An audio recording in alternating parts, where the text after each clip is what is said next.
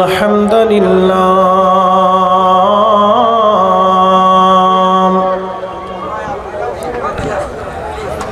إن الحمد لله الصلاة والسلام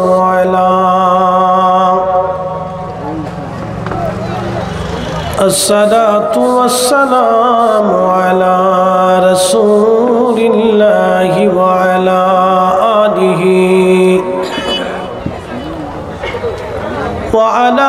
آله وأصحابه وأهل بيته وأولياء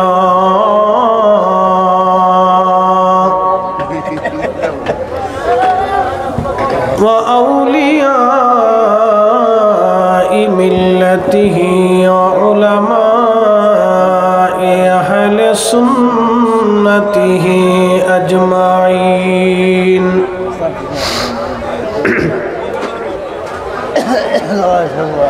أما بعد فقد قال الله تعالى في كلامه المجيد: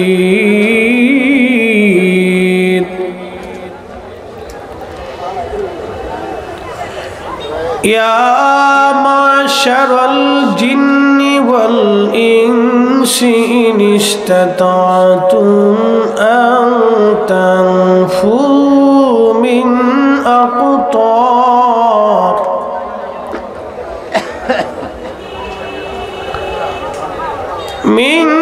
أقطار السماوات والأرض فانفذوا لا تنفذون.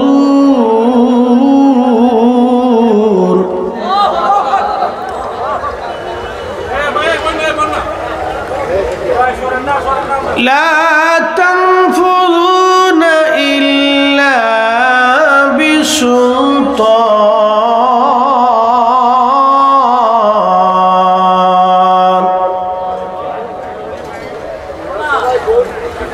وفي آيات أخرى: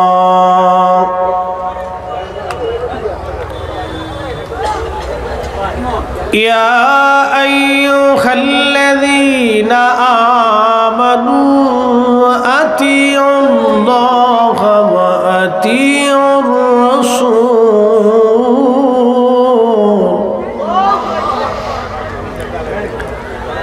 إلى آخر الآية في شأن حبيبه.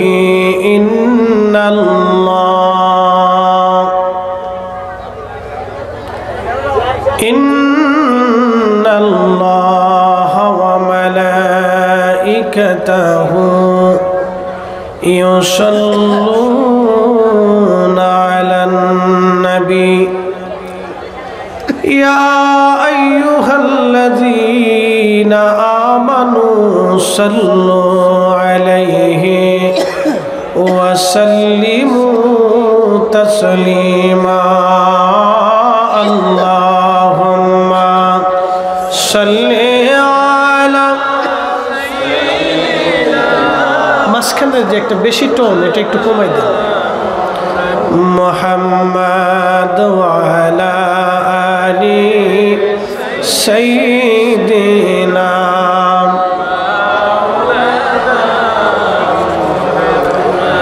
নবীর ইশকে যারো দিল ভাই এ ভুবনে কাঁদে না। রোজা হাসরে ভাইজান তারা নবীজির দেখা পাবে না। আল্লাহুম্মা সাল্লি আলা সাইয়্যিদিনা মাওলানা মুহাম্মদ ওয়া আলা আলি সাইয়্যিদিনা।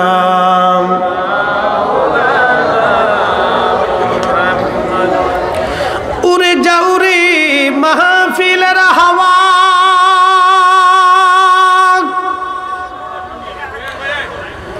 যাও রে উড়ে মদিনা মদিনায় আমাদের দরুদ পৌঁছে দিও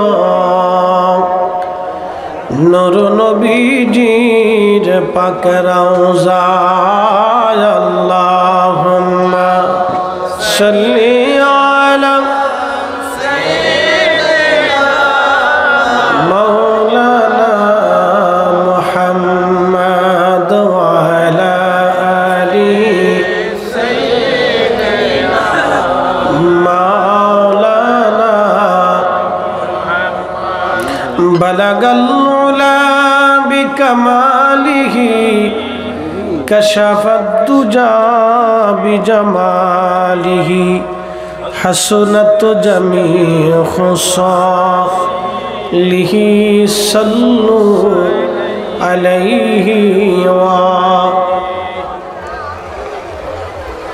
كلمة توحيد عرش لكا बामत मुहम्मद आका হাবিবের পাশে হাবিব বসা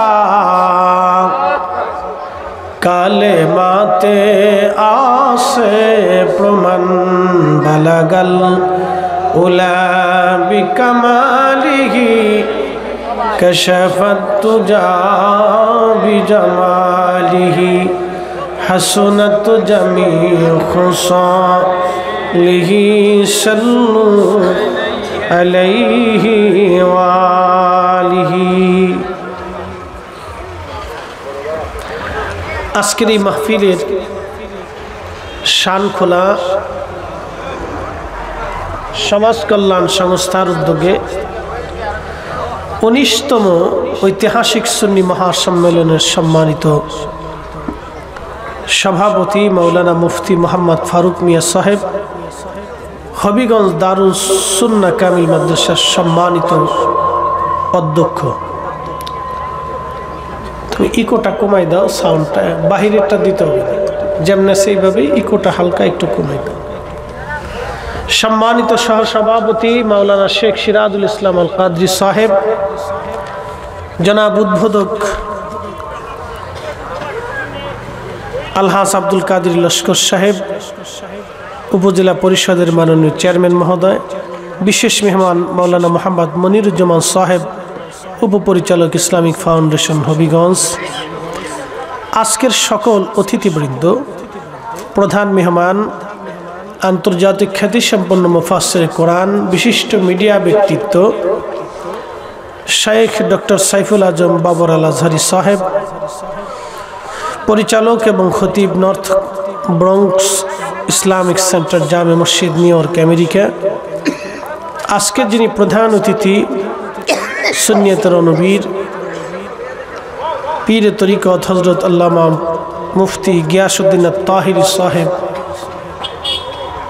প্রতিষ্ঠাতা চেয়ারম্যান ডিআইবি ফয়েজিয়া দরবার শরীফ ব্রাহ্মণবাড়িয়া, প্রধান বক্তা হযরত মাওলানা আলী মোহাম্মদ চৌধুরী সাহেব, সম্মানিত যুগ্ম মহাসচিব বাংলাদেশ ইসলামী ফ্রন্ট ও সুপার গোগাওড়া দাখিল মাদ্রাসা চুনারঘাট, বিশেষ বক্তা হযরত মাওলানা আমজাদ হোসেন জালালি সাহেব, জালালিয়া দরবার শরীফ, মাওলানা সৈয়দ আব্দুর রহমান পীর সাহেব হুজুর সহ সকল অতিথিবৃন্দ, এলাকার গণ্যমান্য ব্যক্তিবর্গ, এলাকার সকল স্তরের ভাই বোনেরা, বাজারে রাস্তাঘাটে আশেপাশে যে যেখানে আছেন সকলকে অভিনন্দন, মোবারকবাদ।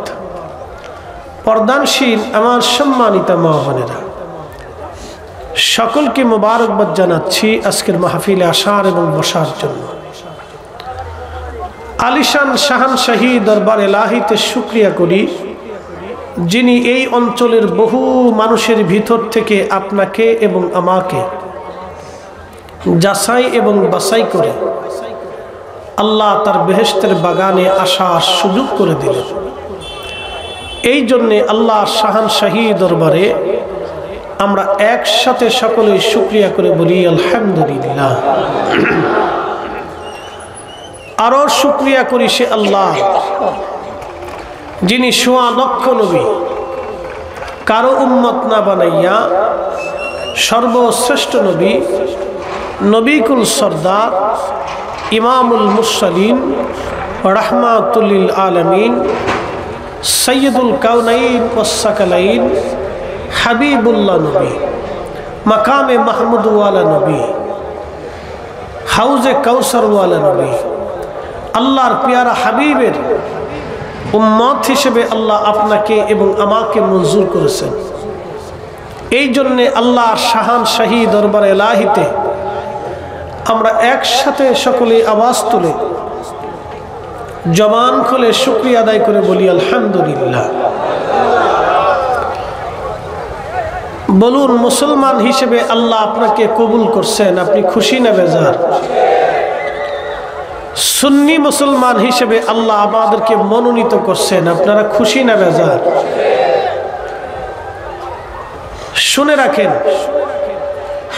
পৃথিবীতে অনেক বড় বড় ডক্টর, ডাক্তার, ইঞ্জিনিয়ার, পারমাণবিক বিজ্ঞানী, প্রেসিডেন্ট, প্রধান সেনাপতি, ফিল্ড মার্শাল, জেনারেল, অনেক স্তরের জ্ঞানী গুণী আছে। 800 কোটি মানুষের মধ্যে মাত্র 200 কোটি মানুষ কালেমা পড়নেওয়ালা,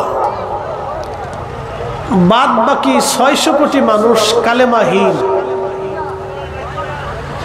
মাত্র 200 কোটি মানুষ আল্লাহকে আল্লাহ বলে স্বীকার করে, বাদ বাকিরা আল্লাহকে আল্লাহ বলে স্বীকার করে না। এই 600 কোটি মানুষের ভিতরে অনেক বড় বড় জ্ঞানী আছে। পৃথিবীর সবচেয়ে বড় ইউনিভার্সিটির একটা অক্সফোর্ড, হার্ভার্ড ইউনিভার্সিটির, এখান থেকে অনেক বড় বড় বিজ্ঞানী, সাহিত্যিক, পদার্থ, রসায়ন, চিকিৎসা, সমাজ, অর্থনীতি, রাজনীতি, বিভিন্ন সেক্টর থেকে অনেক বড় বড় শিক্ষিত মানুষ, জ্ঞানী গুণীরা এখান থেকে বের হয়। তাহলে আপনি বুঝেন তো অক্সফোর্ড অথবা হার্ভার্ড ইউনিভার্সিটির চ্যান্সেলরের মেধা কেমন হতে পারে। আচ্ছা,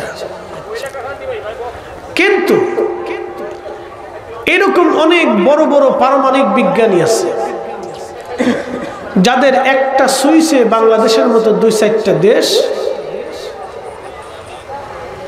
20-30 আধা ঘন্টার ভিতরে মিসমার হয়ে যাবে।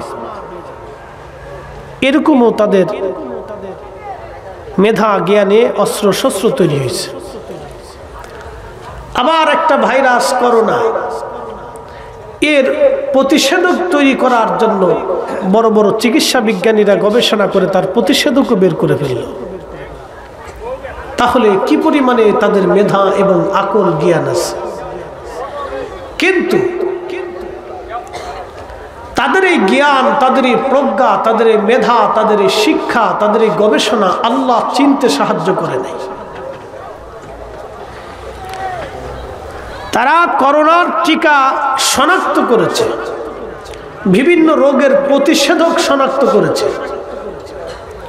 দামি দামি অস্ত্র শস্ত্র তৈরি করেছে, চাঁদ থেকে শুরু করে গ্রহ উপগ্রহে যাওয়ার জন্য তারা অপ্রাণ প্রচেষ্টায় তাদের গবেষণা চালিয়ে যাচ্ছে। আকাশ এবং নক্ষত্র, দুনিয়া, পৃথিবীর বহু বিষয় নিয়ে তাদের গবেষণার পর গবেষণায় তারা কৃতকার্য হয়েছে, কিন্তু আল্লাহ চিনতে তাদেরকে সাহায্য করে নাই। আমার আপনার মতো নাসিজ এবং নাফরমানকে আল্লাহ মুসলমান হিসেবে কবুল করছেন। আচ্ছা, তুমি কি তা করবা? এখানে এখানে কিছু করা যাবে না, যাও, কষ্ট নিও না, দূরে যাও। একটু সমস্যা, আসলে অনেক ক্যামেরা না, মিডিয়ার দরকার আছে, কারণ এরা না থাকলে তো আপনারা এখানে হয়তো 10,000 মানুষও ওয়াজ শুনবেন, কিন্তু এতগুলি মিডিয়াতে কোটি কোটি মানুষের কাছে ওয়াজ পৌঁছায় যাবে। বুঝতে পারছেন? এই জন্য সুন্নিয়তের খেদমতে মিডিয়ার বিকল্প বর্তমান সিচুয়েশনে নাই আমার দেখা মোতাবেক। কারণ আমি আপনাদেরকে আজকে একটা তথ্য দিই, আমার এই ক্ষুদ্র বয়সে আমার এই ওয়াজ, আমার মতো নাফরমানের ওয়াজ এই মিডিয়াতে যাওয়াতে বহু লোক বাতিল থেকে সুন্নিয়তের পতাকা তলে আসছে। বহু বিপদগামী আল্লাহ তাদেরকে হেদায়েতের রাস্তা দেখাইছে। এটা আমার বক্তব্য না, আল্লাহর সাহায্য। কিন্তু এগুলি প্রচেষ্টা, একটা উসিলায় আল্লাহ মানুষকে দিক নির্দেশনা দেয়। আচ্ছা, মাইক যেভাবে সেইভাবে থাক, লাড়াচাড়া করা লাগবে না, আমি আমার সিস্টেম মতো বলে দেবানি। কারণ মাইক তো অনেক, সারা এলাকা ব্যাপী। আমার আনসারি ভাই সবারই নিয়ে বিরাট আয়োজন করছে, একবারে এই পাশ থেকে ও পাশ, এ পাশ থেকে সে পাশ, সাজানো গোছানো। এই কোনো কিছুতেই তারা কমতি দেয় নাই, কার্পণ্যতা নাই। মৌলিক দিক থেকে তাদের মন খুব উন্নত। কারণ এই প্রোগ্রামগুলি দেখলে বোঝা যায় যে মানুষের মনের চাহিদা এবং সৌন্দর্যের দিক থেকে মন বিরাট।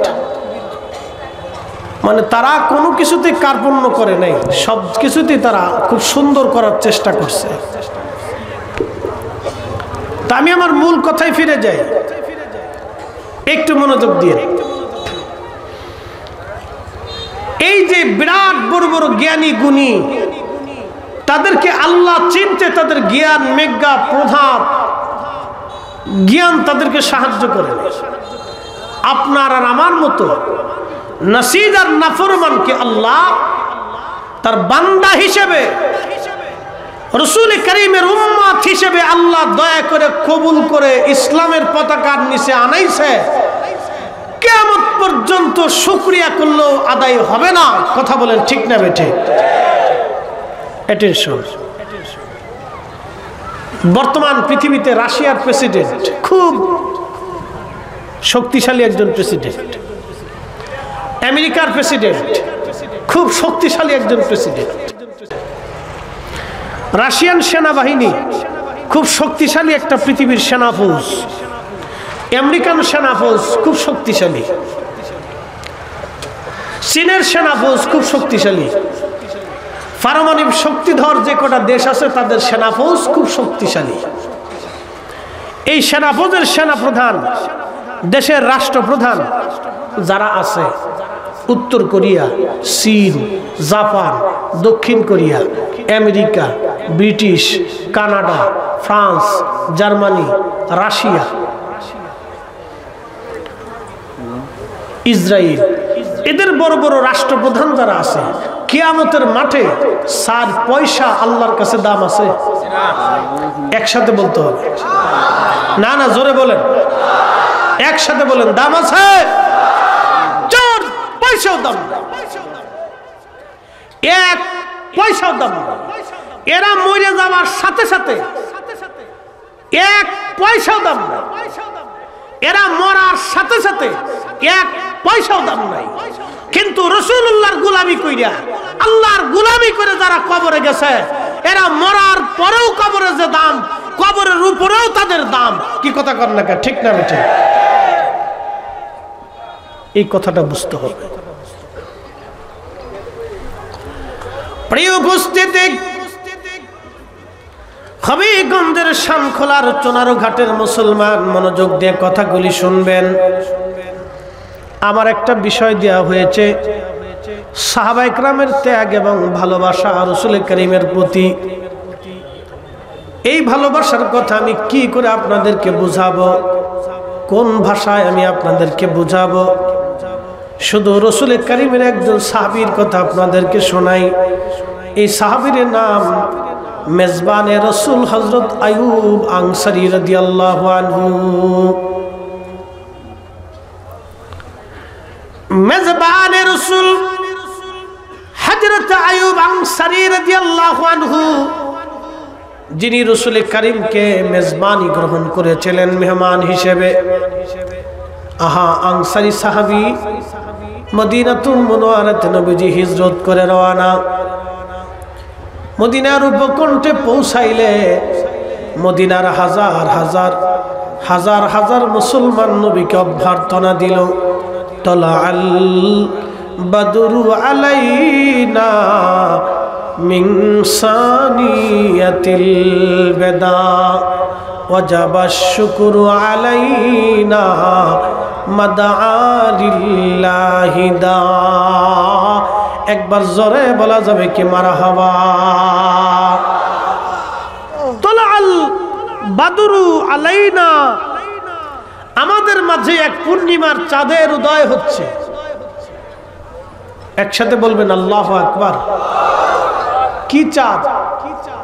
পূর্ণিমার চাঁদ উদয় হচ্ছে। আমাদের মাঝে এক পূর্ণিমার চাঁদ উদয় হচ্ছে। পূর্ণিমার চাঁদ আমাদের মাঝে আসতেছে। চাঁদ কি আমাদের নবী। সারা মদিনার ছোট্ট ছোট্ট বাচ্চাগুলি ভাষা শেখার জন্য কোনোদিন কোনো মাদ্রাসায় মক্তবে কোনো স্কুলে পড়ে নাই, কিন্তু রসুল দেখার সঙ্গে সঙ্গে তারা উচ্চারণ করলো তলাল বাদরু আলাইনা মিন সানিয়াতিল বেদা ওয়াজাবা শুকরু আলাইনা মাদআলিল্লাহি দা। কাজী নজরুল কত চমৎকার কবিতার ছন্দে লেখেন, আমি যদি আরব হতাম মদিনারি পথ, সেই পথ দিয়ে হেঁটে যাইতেন নূর নবী হযরত, নূর নবী হযরত। চিৎকার করে জোরে বলবেন কি আল্লাহু আকবার। চুনারু ঘাটবাসী মনোযোগ লাগান। আল্লাহ নবীকে দেখা মাত্র সেই দিন নবীকে চাঁদের সাথে তুলনা দেয়া হলো। কি চমৎকার ভাষার মাধুর্যতা নবীর শানে। কতই না সুন্দর শব্দমালা, কতই না সুন্দর শব্দমালা আমার রসুলের শানে ব্যবহার করা হলো। কতই না চমৎকার আমার নবীর শানে শব্দমালাগুলি ব্যবহার করা হলো। আল্লাহর নবী মদিনাতে আসছে। সমস্ত সাহাবীরা বলে হুজুর আপনি আমাদের বাড়ি আসেন। বৃদ্ধরা বলল হুজুর আপনি আমাদের বাড়ি আসেন। যুবকরা বলে ইয়া রাসূলুল্লাহ আপনি আমাদের বাড়ি আসেন। বাচ্চারা বলে ইয়া রাসূলুল্লাহ আপনি আমাদের বাড়ি আসেন। মদিনার মানুষ ছিল খুব মেহমান প্রিয়, এখনো মদিনার মানুষ খুব মেহমান প্রিয়। এরা মেহমানদেরকে খুবই যত্ন করে এবং সম্মান করে। সারা বাংলাদেশের মধ্যে সিলেটের মানুষ খুব মেহমান প্রিয়। একবার জোরে বলা যাবে কি মারহাবা।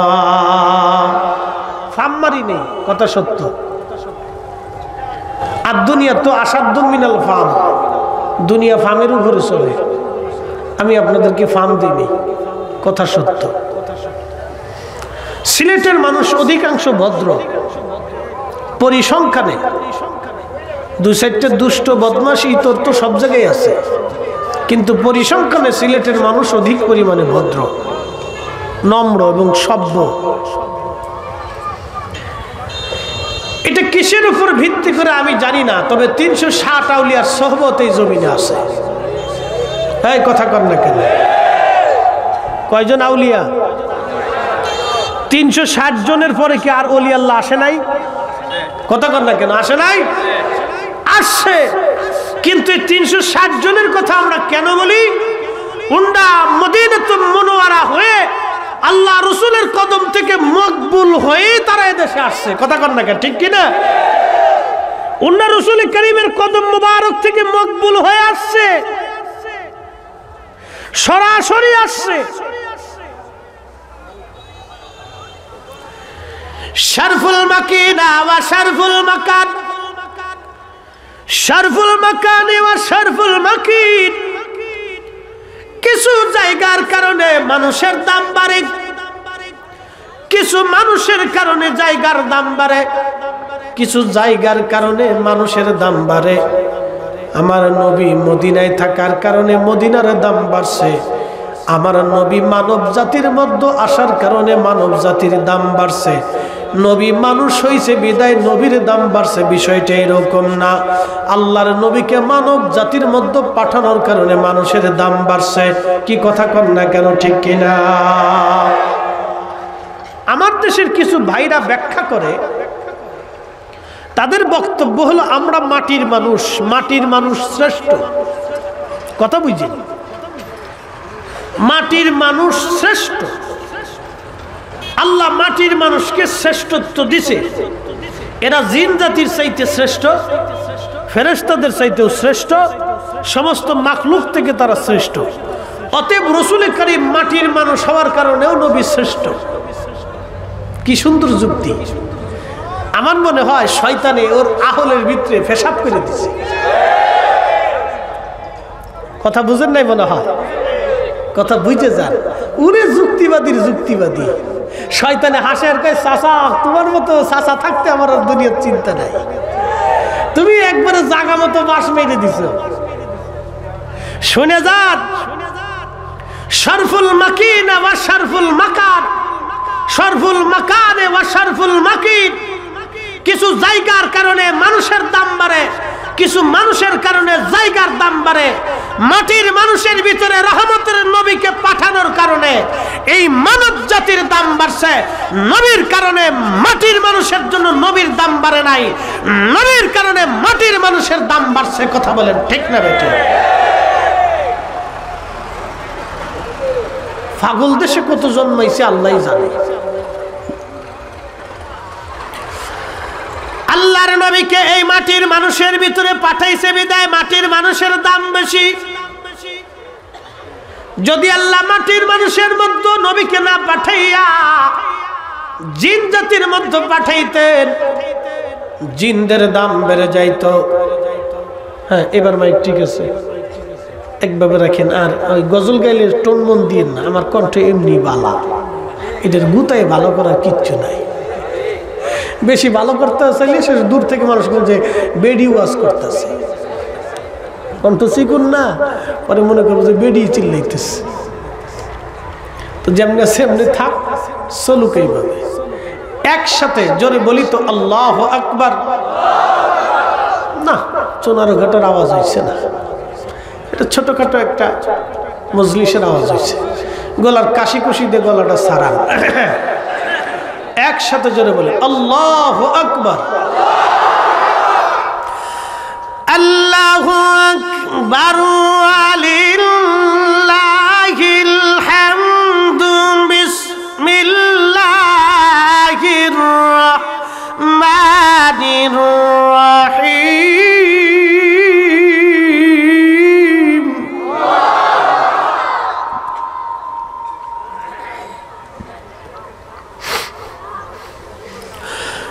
কুনতুম খায়রা উম্মাতিন উখরিজাত লিন-নাসি তা'মুরুন।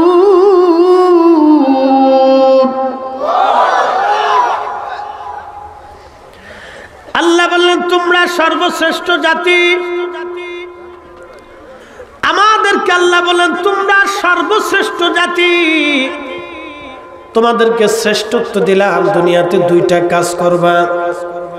এক নম্বর, মানুষদেরকে ভালো কাজের দাওয়াত দিবা। ওয়া তানহাউনা আনিল মুনকার, খারাপ কাজ থেকে তুমি ফিরাইয়া রাখবা। আল্লাহ শ্রেষ্ঠত্ব কেন দিলেন? কিসের জন্য এই মানব জাতিকে শ্রেষ্ঠত্ব দিবেন আল্লাহ? ফেরেশতাদেরকে শ্রেষ্ঠত্ব দেওয়ার কথা, তারা বলল নাহনু নুসাব্বিহু বিহামদিকা ওয়া নুকাদ্দিসু লাক। আল্লাহ, এই মানব জাতি তুমি দুনিয়াতে পাঠাইছো, আল্লাহ আমরাই তো ইবাদত করি, আমরাই হাম করি, আমরাই তাসবিহ করি। ক্বালু আতাজআলু ফিহা মান ইউফসিদু ফিহা ওয়া ইয়াসফিকুদ দিমা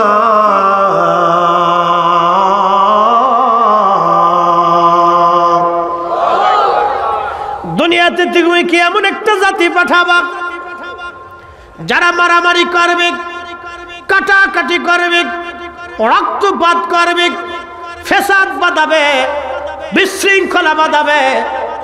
800 বছর ধরে এই উপমহাদেশের মুসলমান নাভির নিচে হাত বেঁধে নামাজ পড়ে। শাহজালাল মানিক, 360 আউলিয়া, খাজা বাবা আজমেরি, কুতুবউদ্দিন কাকি, নিজামউদ্দিন আউলিয়া, খান জাহান আলী, কমরউদ্দিন রুমি, পৃথিবীর এই উপমহাদেশের মধ্যে যত ওলিরা ছিলেন, মুজাদ্দিদ আল ফিসানি সিরহিন্দি, শেখ আব্দুল হক মুহাদ্দিস দেহলভী, শাহ ওয়ালিউল্লাহ মুহাদ্দিস দেহলভী, সমস্ত ওলিরা নাভির নিচে হাত বেঁধে নামাজ পড়লো। মদিনার ইসলাম এটা, রাসূলুল্লাহর তরিকার নামাজ। আমিন আসতে বলল, তারাবির নামাজ 20 রাকাত পড়লো। শাহজালাল ইয়ামানি মুজাররিদি তারাবি যদি 20 রাকাত না পড়ে 8 রাকাত পড়তেন, এদেশের কোটি কোটি মুসলমান 8 রাকাত তারাবি পড়তো। আল্লাহর ওলি ইয়ামানি মুজাররিদি, আল্লাহ ওলাদ রাসূল, তিনারা যদি সেই দিন নাভির নিচে হাত বেঁধে নামাজ না পড়ে বুকের উপরে হাত বেঁধে নামাজ পড়তেন, এদেশের কোটি কোটি মুসলমান বুকের উপরে হাত বেঁধে নামাজ পড়ত। এরা নামাজের পরে যদি দোয়া না করতেন, এদেশের কোটি কোটি মুসলমান দোয়া করত না। আজকে যারা আমার দোয়া বন্ধ করতে চায়, আমার দুরুদ মিলাদ বন্ধ করতে চায়, আমার মিলাদুন নবীর মাহফিল বন্ধ করতে চায়, আজকে যারা আমার নামাজের ভিতরে ভুল ধরে, আমার তারাবির নামাজ চুরি করে নিয়ে গেল, আমার বেতরের নামাজ চুরি করে নিয়ে গেল, হয় ওরা ঠিক না হয় শাহজালাল ঠিক। আর যদি বলেন না 360 আউলিয়া ঠিক, ওলিরা ঠিক, তাহলে ওরা বেঠিক। ওরা আমাদেরকে বেদাতি বলে, অবশ্যই আমরা বেদাতি না, আমরাই অরিজিনাল, এই জমিনে অরিজিনাল, আমরাই সুন্নিরে অরিজিনাল। ওরা আজকে যারা আমার মসজিদের মধ্যে ফ্যাসাদ বাঁধাইলো, আমার সমাজে ফ্যাসাদ বাঁধাইলো, আমার পরিবারে ভেজাল বাঁধাইলো, আমার সমাজে বিশৃঙ্খলা লাগাইলো, আমরা 800 বছর ধরে হকের উপরে আছি, 1400 বছর ধরে হকের উপরে আছি। আমাদের মধ্যে যারা অশান্তি বাঁধাইলো, ওরাই হলো এদেশের রোহিঙ্গা, ইহুদির দালাল।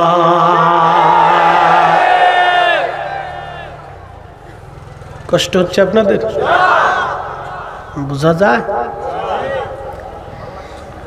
আমার দেশে কত কোয়ালিটির যে শয়তান হইছে আল্লাহ জানে। বহু কোয়ালিটির আজাজিল বেরিয়েছে। মনোযোগ দিয়ে কথাগুলি খুব গুরুত্বপূর্ণ, এত দলিলের দরকার নেই। শাহজালাল ইয়ামানি মুজাররিদি একটা দলিল দিছে, যাই নামাজ পানির উপর ছেড়ে দিছে। সুরমা নদী এখনকার দেরাইতে নদী ছিল না, 800 বছর আগের সুরমা নদী বিরাট বড় নদী ছিল এবং খুব খরস্রোতা নদী ছিল। সেই নদীর মধ্যে যাই নামাজ ছেড়ে দিল। নদীর কথা শুনে একসাথে বলবেন না আল্লাহু আকবার। নদীর কথা শুনে, সাগর ওলিদের কথা শুনে, মহাসাগর ওলিদের কথা শুনে, পশু পাখিরা ওলিদের কথা শুনে, এর চাইতে দলিল ডকুমেন্ট আর কি লাগবে? উন্ডা হলো আল্লাহর কোরআনের বাস্তব দলিল, রাসূলুল্লাহর সুন্নতের বাস্তব দলিল, নবীর আইনের বাস্তব দলিল। কথা করলে কেন ঠিক না? সিন্দা দলিল উন্ডা দেখাই দিয়ে গেছে। নদী কথা শুনে, এটা কি 4টিখানি কথা? নদী কথা শুনে বলে হুজুর নদী কিভাবে কথা শুনে? বউ করে বা আমরা বসি, কথা না বলি, কথা বললে মাইন্ডেড আদার্সে চলে যায়। ওয়াজের একটা রুলস আছে, আপনারা শুনেন, আমরা ঘামি। বুঝতে পারছেন? আমাদের ওয়াজটা আল্লাহর উপর ভিত্তি করে আমরা চালাই। প্রত্যেক দিন আল্লাহ জবান থেকে নতুন নতুন কথা বের করে। মাঝে মধ্যে আমি চিন্তা করি, এত কথা কোথায় জমা ছিল, কোথার থেকে বের করে আল্লাহ? আপনাদের এটা সাইডে আরো 2টা সারব, তাহলে বুঝতে পারতেছেন 2টার ওয়াজ। আজকে এখানে মিডিয়া একটা ক্যাপচার হলো, পরেরটা আবার মিডিয়া ক্যাপচার হবে। এখানে যে ওয়াজ, ওখানে যদি সেই ওয়াজ করি, তো পাবলিক কবে হুজুর একই ওয়াজ করে। কি কথা কন না? পাবলিক কবে হুজুর একই ওয়াজ করে, কিন্তু কোরআন তো একই। নতুন করে কোরআনের আয়াত বানানোর কত সুযোগ নাই। রাসূল কারীমের হাদিস একই, নবীর জীবনী একই, নতুন করে রাসূল কারীমের জীবন বানানোর কোনো সুযোগ আমাদের নাই। কিন্তু তারপরেও যতই শুনেন ততই মজা লাগে, যতই শুনেন ততই মজা লাগে। কারণটা কি? যাকে অন্তর থেকে ভালোবাসেন তার কথা শুনলে ভালোই লাগে। আস্তে কন কেন, জোরে বলে। আর আমাদের দেশের কিছু আছে রসুলের শান শুনলে শরীরের ভিতরে জ্বালানি পুরানি চুলকানি শুরু হয়ে যায়। কেন ভাই এত চুলকাই কে? যদি অ্যালার্জি বেশি হয় তো ট্রিটমেন্ট হয়, বেশি অ্যালার্জি হলে তো সমস্যা। আহা, বড় আফসোস এই উম্মতের জন্য, যার কারণে নাজাতের উসিলা হবে। আরে যার সোহবতে থেকে সাহাবায়ে কেরাম, সাহাবীদের আগের জীবন কি ছিল? সব হার সাহাবী জান্নাতি। কোন সাহাবীর সমালোচনা আমি করতেছি না, শুধু আগের অবস্থানটা তুলে ধরতেছি। রাসূল পাকের সাহাবী ওমরের আগের হালত কি ছিল? দিন দুপুরে যারা মানুষ হত্যা করত। রাসূল কারীমের সাহাবী আবু যর গিফারির আগের হালত কি ছিল? গিফারি বংশের মানুষ আগে ডাকাতি করত। রাসূল কারীমের দরবারের সাহাবীদের আগের হালত কি ছিল? ছোট্ট একটু বিষয় নিয়ে খুনাখুনি 40 বছর 100 বছর পর্যন্ত যুদ্ধ করত। আগের হালত কি ছিল? ওই মক্কা নগরীতে তারা উলঙ্গ নারী দিয়ে খোদার ঘর তাওয়াফ করাইত। আগের হালত কি ছিল? তারা জিন্দা কন্যা সন্তানকে মাটির নিচে কবর দিয়ে জিন্দা গেড়ে তুই আসতো। কলিজা এত বড় পাষাণ ছিল, নিজের কলিজার টুকরা সন্তানকে মাটির নিচে জিন্দা দাফন করত। আপনি আপনার ছোট্ট সন্তানটাকে যদি একটা থাপ্পড় মারেন, তারপরও আপনার কলিজার ভিতরে চিনচিন করে ব্যথা করে। যারা বাবা হয়েছেন, মা হয়েছেন, তারা জানেন। যারা বাবা হয়েছেন তারা বাবার কি জিনিস এটা বুঝেন। ছোট্ট সন্তানকে যদি একটা থাপ্পড় মারেন, তো যতক্ষণ পর্যন্ত ওরে আদর না করবেন, ওরে খুশি না করবেন, তত সময় পর্যন্ত আপনার কলিজার ভিতরে ব্যথা করে। আপনি তার গায়ে থাপ্পড় মারেন না, আপনার কলিজায় থাপ্পড় মারছেন। কি কথা কন না কেন, ঠিক কিনা?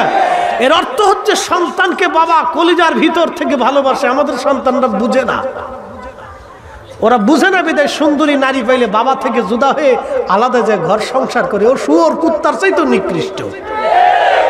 ও মানুষ হইছে কেন? ওকে মানুষ হইতে কে বলেছে? ও শিয়াল কুত্তা হইলে ভালো হতো। কুকুরও বলবে হুজুর আমার সাথে তুলনা দিয়েন না, আমি খাই কিন্তু বেঈমানি করি না। কুত্তায় খায় কিন্তু বেঈমানি করে না, কুকুরে খায় বেঈমানি করে না। এটা মনে রাখবেন। বেঈমান পৃথিবীর সবচেয়ে নিকৃষ্ট জীব। সে মানুষ হোক না, জিন হোক না, ফেরেশতা হোক না, প্রাণী হোক না, যেই হোক না কেন, বেঈমান পৃথিবীর সবচেয়ে নিকৃষ্ট জীব। বেঈমান তো বেঈমান।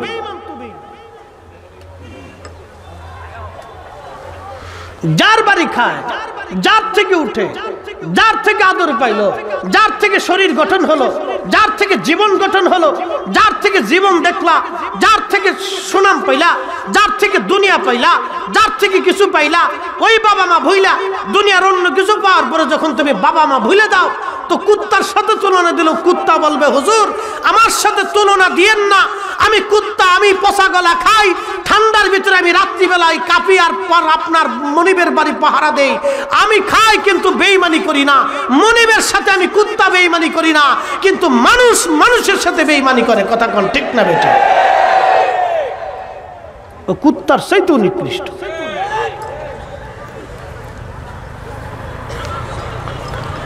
প্রিয় মুসলমান আমার, চোনারুঘাটবাসী খুবই মনোযোগ দিয়ে শুনিয়া যান। সাহাবীরা রাসূলের দরবারে আগের হালত পরের হালত কত বড় চেঞ্জ। এক সময় যারা দিন দুপুরে মানুষ মেরে ফেলতো, তারা নবীর সোহবতে আসার পরে এতই প্রেমিক হয়ে গেল, এতই প্রেমিক তারা হয়ে গেল। হযরত ওমর রাদিয়াল্লাহু আনহু রাসূলের দরবারে আসার আগে কি ওমর ছিলেন, কিন্তু নবীর দরবারে আসার পরে ওমরের এমন পরিবর্তন হলো, এমন পরিবর্তন হয়ে গেল। হযরত ওমরের জমানায় মিশর, বর্তমান মিশর দখল হয়ে গেল। মিশর দখল হওয়ার পরে সেনাপতি আমর ইবনুল আস তিনার কাছে সংবাদ আসছে, সেনাপতি, এই মিশরের একটা প্রথা হচ্ছে, তারা সুন্দরী কুমারী মেয়েকে প্রত্যেক বছরে নীল নদের পাড়ে নিয়ে সুন্দরী রূপসী একটা মেয়েকে তারা জবাই দেয়। ওই রক্তগুলি গড়াইয়া গড়াইয়া গড়াইয়া গড়াইয়া নীল নদের পানির মধ্যে যখন পড়ার সঙ্গে সঙ্গে ওই পানির ভিতরে জোয়ার আসতে থাকে। ও সেনাপতি, মিশরের মানুষ নীল নদে সুন্দরী একটা কুমারী মেয়েকে বাছাই করে তারা আনন্দ করে ঢোল ডগর পিটাইয়া নাচতে নাচতে তারা ওই মেয়েটাকে নিয়ে চলে যাচ্ছে। আর মেয়েটা গগন বিদারী চিৎকার করতেছে বাঁচার জন্য। মেয়ের গগন বিদারী চিৎকারে আকাশ পাতাল ভারী হয়, কিন্তু ওরা আনন্দ করে, কারণ ওরা নীল নদের ভিতরে জোয়ার আনতে হবে। সেনাপতি আমর ইবনুল আস তিনি দৌড়ায় চলে গেলেন, সৈন্যবাহিনী নিয়ে বললেন, মিশরবাসী, মুসলমানদের দখল এখন মিশর, আইন মুসলমানদের আইন চলবে, কোনো নিরাপরাধ কোনো মানুষ এই জমিনে হত্যা হবে না। আমরা মুসলমান কে হিন্দু, কে বৌদ্ধ, কে খ্রিস্টান, কে কোন জাতি আমরা দেখব না। আল্লাহর আইনে সবাই আমাদের আইনে সমান। মুসলমান যেমন নিরাপত্তা পাবে, অন্য ধর্মের মানুষ তেমন নিরাপত্তা পাবে। একবার জোরে বলা যাবে কি আল্লাহু আকবার। এটার নাম ইসলাম, এটার নাম দ্বীন। আমি মুসলিম, যেইভাবে এদেশে নিরাপত্তা পাবো, অধিকার পাবো, ঠিক হিন্দুরও একই রকম অধিকার পাবে। এটার নাম ইসলাম। সেনাপতি আমর ইবনুল আস দৌড়াই চলে গেলেন, সাবধান, তোমরা যদি এই কুমারী মেয়েকে হত্যা করো, আমর ইবনুল আসের তলোয়ার তোমাদের গর্দানে পড়বে।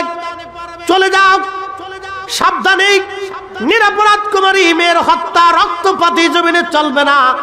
এই সমস্ত কুপ্রথা, কুসংস্কার এই জমিনে চলবে না।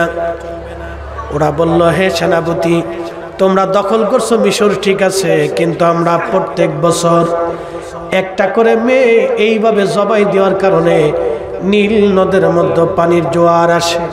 আল্লামা আবুল ফরাজ ইবনুল জৌজি রাহমাতুল্লাহ আলাইহি আজ থেকে 900 বছর আগে তার উয়ুনুল হিকায়াতের মধ্যে লিখতেছেন।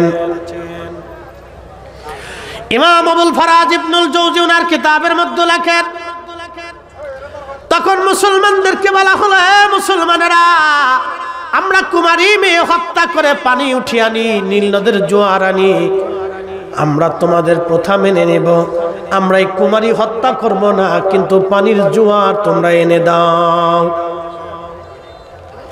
সেনাপতি আমর ইবনুল আস তিনি চিঠি লিখলেন মিশর থেকে মদিনাতুল মুনাওয়ারার দিকে খলিফাতুল মুসলিমিন হযরত ওমরের কাছে চিঠিখানা লিখে বললেন, আমিরুল মুমিনিন, একটা বদ তরিকা, কুসংস্কার মিশরের মানুষের ভিতরে, তারা একটা কুমারী মেয়েকে ধরে নিয়ে এই কুমারী মেয়েটা মিশরের জমিনে তারা নীল নদের পারে জবাই দেয়। ওই রক্তগুলি গড়াইয়া গড়াইয়া পানির মধ্যে যাওয়ার পরে নীল নদে জোয়ার আসে। আমিরুল মুমিনিন তারা এখন এই মেয়েটাকে ধরে নিয়ে জবাই দিবে। আমি বাধা দেওয়ার পরে তারা বলছে, তোমরা নীল নদের জোয়ার যদি এনে দাও তাহলে আমরা কখনো কুমারী হত্যা করব না। হুজুর, আমি এখন কি করব? কেমন মুসলমান সেই দিন, কোন জাতের মুসলমান সেই দিন? তারাও মুসলমান আর আমরা মুসলমান। কত দামি মুসলমান! রাসূলের দরবারে থেকে ওমরের হালতের পরিবর্তন কত বিরাট! হায় হায় হায়, যেই নবীর বারগাহে কদমের গোলামির জন্য ওমরের হালত যদি এটা হয়, তাহলে বলেন তো আমার রাসূল কারীমের শান। আমি ফরিদি কেন, বাবর আজহারি কেন, গিয়াসউদ্দিন তাহিরি কেন, পৃথিবীর কোন বক্তা, কোটি কোটি বক্তাও যদি নবীর শান গাইতে থাকে, আমার নবীর শান শেষ হবে না। চিৎকার মেরে বলেন ঠিক না বেঠে?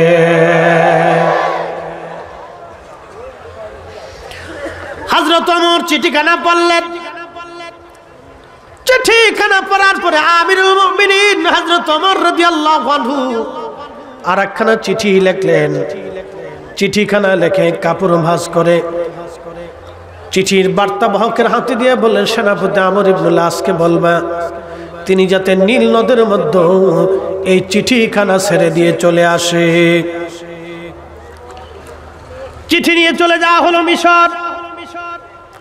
সেনাপতি আমরকে বলা হলো খলিফাতুল মুসলিমিনের নির্দেশ, এই চিঠিখানা নীল নদের মধ্যে ছেড়ে দিয়ে চলে আসবেন। বাকি চিন্তা আপনাদের করতে হবে না, কোনো কাজ আর নাই, কোনো আইন আর নাই, পানি তো আনা লাগবে, এটাই তাদের শর্ত। পানি এনে দাও, কুমারী হত্যা বন্ধ করে দেব আমরা। নীল নদের মধ্যে চিঠিখানা ছেড়ে দিয়ে চলে আসব। নীল নদের মধ্যে আমর ইবনুল আস চিঠিখানা নিয়ে ছেড়ে দিয়ে চলে আসলেন। আল্লাহু আকবার। চিঠি ছেড়ে দিয়ে আসার পরে নীল নদের মধ্যে জোয়ার এসে নীল নদের পানিতে পুরা নীল নদ টইটুম্বুর হয়ে ভরে গেল। একবার জোরে বলা যাবে কি ইয়া রাসূলুল্লাহ? তেলের গাড়ি তেলে চলি,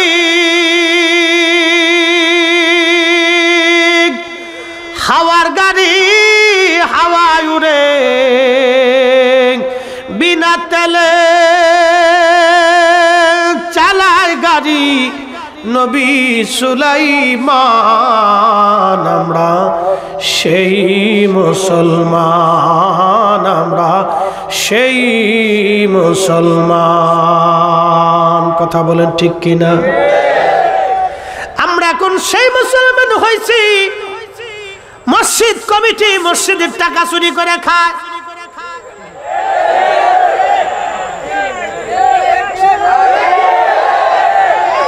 আমরা সেই মুসলমান হয়েছি। হায় হায় হায় হায়, আমরা সেই মুসলমান এখন গরিব মানুষের রক্ত চুষে খাই। আমরা সেই মুসলমান ভাই ভাইয়ের জমি বুঝাই না, ভাই বোনের জমি বুঝাই না। আমরা সেই মুসলমান এতিম ভাতিজাদের সম্পদগুলি আপন চাচা বুঝাই দেয় না। আমরা সেই মুসলমান বিয়ে করতে গেলে আগে যৌতুকের হিসাব করি। কিরে ফুলা পানে এখন আসতে ঠিক করলি কে? আরো জোরে বলতে হবে। যৌতুক যে চাবে বিয়ে করার আসরে ওরে জুতা দিয়ে বাইরে সমাজ থেকে আলাদা করতে হবে। কি কথা খারাপ কইছি? যেই ফ্যামিলি, যেই পুরুষের বাবা মা, যেই পুরুষ বিবাহের মজলিসে আসার আগে যৌতুক চাবে, কি পরিমাণে দিবেন, কি পরিমাণে দিবেন এই কথা বলিয়া যৌতুক আদায় করার চেষ্টা করবেন। মনে রাখবেন এটা সমাজের নিকৃষ্ট জীব। একবারে ইতর ওর সাথে আত্মীয়তা করলে শান্তি পাওয়া যাবে না।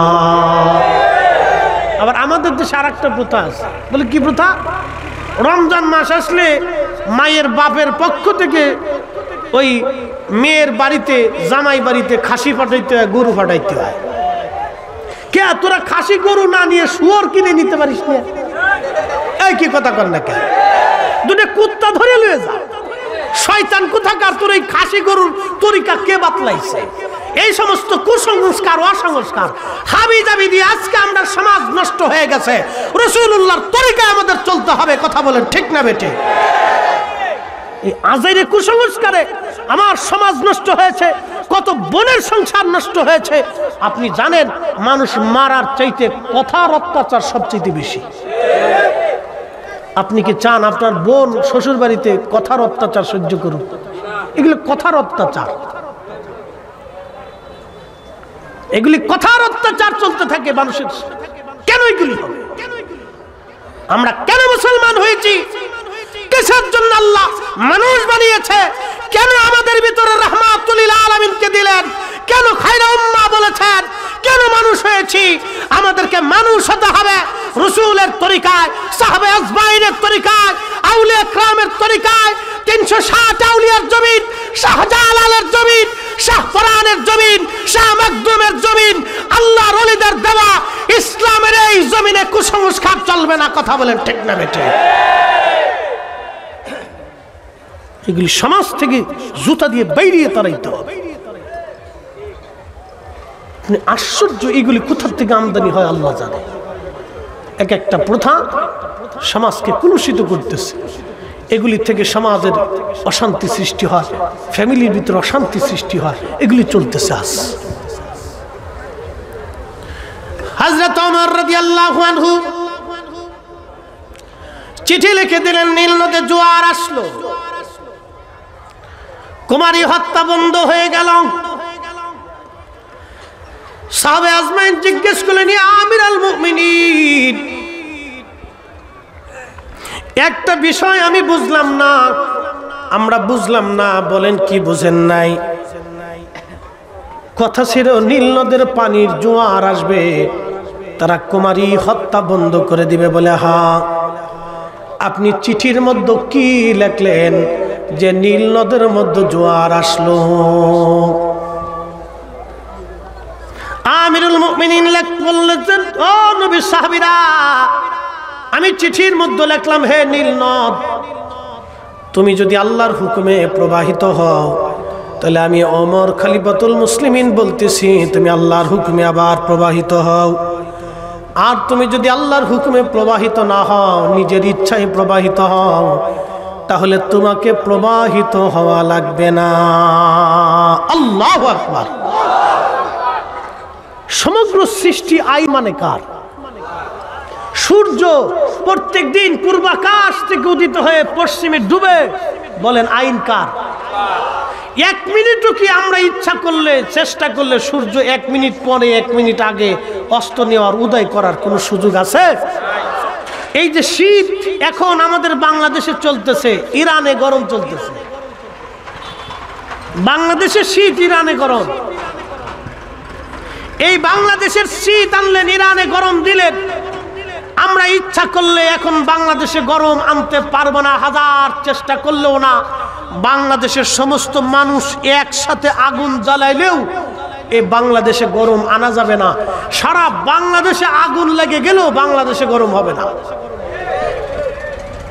যিনি শীত পাঠাইলেন, চিৎকার মেরে বলেন, সে মালিককে। শীত কার আইনে চলে? আল্লাহর। الشمس والقمر بحسبان والنجم والشجر يسجدان। আল্লাহ বলে, সূর্য এবং চাঁদ আমি আল্লাহর নির্দিষ্ট কক্ষপথে হুকুম মোতাবেক চলতে থাকে। নক্ষত্র এবং গাছ তরুলতা পাতা আমাকে সেজদা দেয়। আল্লাহর কোরআন আরো বলল, আলাম তারা আন্নাল্লাহা ইয়াসজুদু লাহু মান ফিস সামাওয়াতি ওয়া মান ফিল আরদ। ও নবী, আপনি কি দেখেন না, আসমান ও জমিনের ভিতরে যা কিছু আছে সব আমি আল্লাহকে সেজদা দেয়। আসমান ও জমিনের ভিতরে যাহা কিছু আছে, ও নবী আপনি কি দেখেন না, সব আমি আল্লাহকে সেজদা দেয়।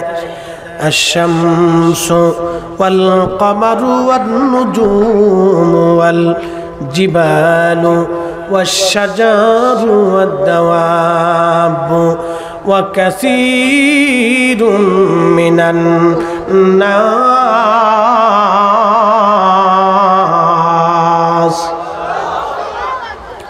সূর্য আমি আল্লাহকে সেজদা দেয়, চাঁদ আমি আল্লাহকে সেজদা দেয়, নক্ষত্র আমি আল্লাহকে সেজদা দেয়, পাহাড় আমি আল্লাহকে সেজদা দেয়, গাছ আমি আল্লাহকে সেজদা দেয়, পশু পাখির আমি আল্লাহকে সেজদা দেয়, কিছু মানুষ আমি আল্লাহকে সেজদা দেয়। আল্লাহর সৃষ্টির ভিতরে যাহা কিছু আছে সব আল্লাহকে সেজদা দেয়। আল্লাহর আইন মেনে মেনে চলে। মাসে আল্লাহর আইন মানে, নদী আল্লাহর আইন মানে, সাগর আল্লাহর আইন মানে, আবহাওয়া আল্লাহর আইন মানে, চাঁদ আল্লাহর আইন মানে, নদী আল্লাহর আইন মানে, গাছ তরুলতা পাতা আল্লাহর আইন মানে, ফল আল্লাহর আইনে, বৃষ্টি আল্লাহর আইনে, ফসল আল্লাহর আইনে, আমরা আল্লাহর আইনে, জীবন আল্লাহর আইনে, হায়াত আল্লাহর আইনে, মৌত আল্লাহর আইনে, দিন আল্লাহর আইনে, রাত আল্লাহর আইনে, সব কিছু আল্লাহর আইনে, আল্লাহর আইনে। তাহলে আমাদের জীবন চলবে আল্লাহর আইনে। কথা কন না কেন, ঠিক কিনা?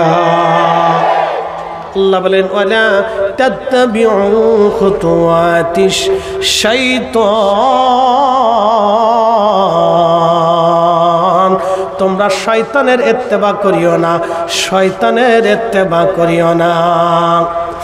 আমিরুল মুমিনিন ওমর বললেন, আমি নীলনদকে লিখে দিলাম, হে নীলনদ, তুমি যদি আল্লাহর হুকুমে প্রবাহিত হও, তো আমি ওমর বলতেছি তুমি আল্লাহর হুকুমে প্রবাহিত হও। একসাথে বলবেন আল্লাহু আকবার। আচ্ছা, আপনারা যদি আমার কাছে একখানা চিঠি এনে বলেন হুজুর কাগজের মধ্যে লিখে দেন, এই আপনাদের পাশে একটা নদী আছে, খোয়াই নদী। কি নদী? খোয়াই আছে না? খোয়াই নদী থেকে এখন কি জোয়ার আছে? এখন শীতকাল। এখন আপনারা বলেন ফরিদি সাহেব আপনি বিরাট বড় বক্তা, অনেক বড় হুজুর, আপনার ওয়াজ শুনি, সারা রাত ওয়াজ শুনতে শুনতে ঘুমায় এমনও ভক্ত আছে কা হুজুর সারা রাত্রে বেলা ঘুমায় ঘুমায় ওয়াজ শুনি, স্বপ্নেও ওয়াজ শুনি, আমাকে শোনেন। এরকম আছে হুজুর গোবের ওষুধ বানিয়েছে আপনার ওয়াজ, আমাকে হ্যাঁ শোনেন, শুনতে থাকেন, যদি ভালো লাগে তো শুনবেন। তা আপনার আইনে বলেন হুজুর খোয়াই নদীতে যেটি জোয়ার টোয়ার আসে, পানি টানি হন দরকার, আপনি একটু সিটি লিখকে দেন, কাজ হবে? আস্তে কইলেন কে? জোরে বলে, আরো জোরে বলে। তো নদী আমার কথা শুনলো না, ওমরের কথা শুনলো কারণ কি? নদী আমার কথা শুনলো না, শাহজালালের কথা শুনলো কারণ কি? ওনটা হলো ইসলামের বাস্তব দলিল। কি কথা কন না কে? হযরত ওমর তারাবি চালু করছে 20 রাকাত, আর আমার দেশের মোল্লাই চালু করছে 8 রাকাত। ওমরের চাইতে বেশি বুঝছে। আজকে ওমর যদি দুনিয়ার জিন্দা থাকতেন জুতা দিয়ে বাইরে সমাজ থেকে বাইর করে দিত। কথার ভিতরে কোনো বাকি ঝুঁকি আছে? একবারে ডাইরেক্ট 100। ও ছাতা এত বাকি ঝুঁকি করে লাভ কি? বুঝতে পারছেন? বুঝে তারপরে যেতে হবে কবরে। কবরে তো যাওয়াই লাগবে, কিন্তু বুঝে যাওয়াটা জরুরি। চুনারু ঘাটের মুসলমান হযরত ওমরের কথা নদীতে শুনল, শাহজালাল ইয়ামানি মুজাররিদের কথা নদীতে শুনল। কারণ কি? তারা আল্লাহকে মকবুল করেছিলেন, রাসূলুল্লাহর কদমের এমন গোলাম হয়েছিলেন হযরত ওমর। হায় হায় হায়, কি করে আমি সাহাবীদের প্রেম ভালোবাসার কথা বোঝাবো? আজকে একজন সাহাবীর কথা বলি, তার নাম হযরত আইয়ুব আনসারী রাদিয়াল্লাহু আনহু। আল্লাহর নবী হিজরত করে মদিনাতে উট, অ্যাটেনশন আমার দিকে তাকান, উটের নাম কাসওয়া। যে উটের পিঠে রহমতের নবী সওয়ার হয়েছিলেন, এই উটের নাম কাসওয়া।